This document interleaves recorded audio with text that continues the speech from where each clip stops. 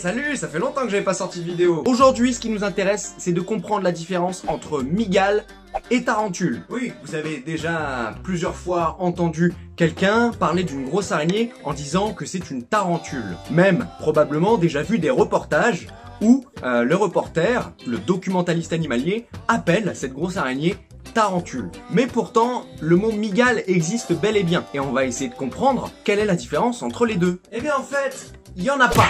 Eh oui, tarentule, c'est une appellation vernaculaire, c'est-à-dire un mot au sens large, qui désigne une catégorie d'araignées. Le mot tarentule puise ses racines en Italie, dans la ville de Tarente. Il y a bien longtemps, en Italie, lorsqu'une personne se faisait mordre par une araignée, il fallait absolument que dans le village, tout le monde se regroupe et danse de manière frénétique une danse qui s'appelait la tarentelle, qui permettait de dissiper les effets du venin dû à la transpiration du sujet envenimé. La tarentelle est une danse, en plus d'être une musique, qui se danse rapidement, mais qui se joue aussi rapidement.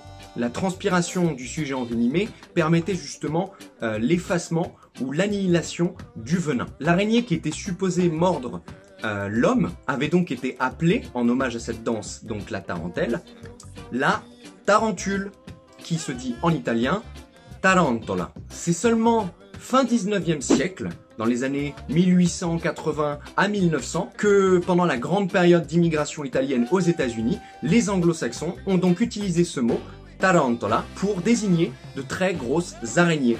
Ces araignées que nous, en France, on connaît sous le nom de mygale. Et oui, vous avez jamais entendu un anglais dire a mygale. Non, c'est moche, ça sonne pas. Donc, on dit tarantula. Je me souviens même, étant petit, en Italie, donc, jouer avec des grosses araignées et me faire engueuler par mes grands-parents justement parce que ils avaient peur que je sois atteint de ce qu'on appelle le tarentulisme, c'est-à-dire l'envenimation par la tarentule, qui est donc cette grosse araignée qui a tant fait frémir les Italiens.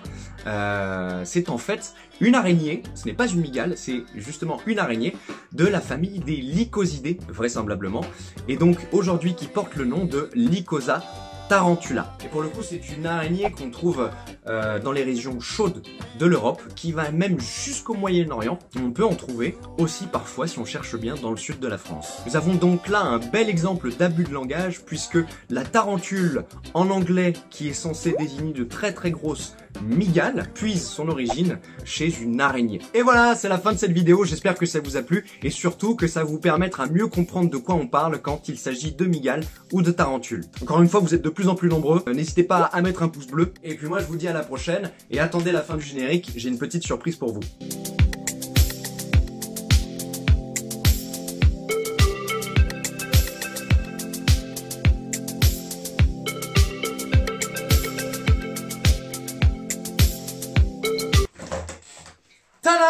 Eh, vous croyez tout de même pas que j'allais vous laisser partir d'ici sans vous faire un petit morceau quand même? Eh oui, je vais vous montrer ce que c'est que la tarentelle.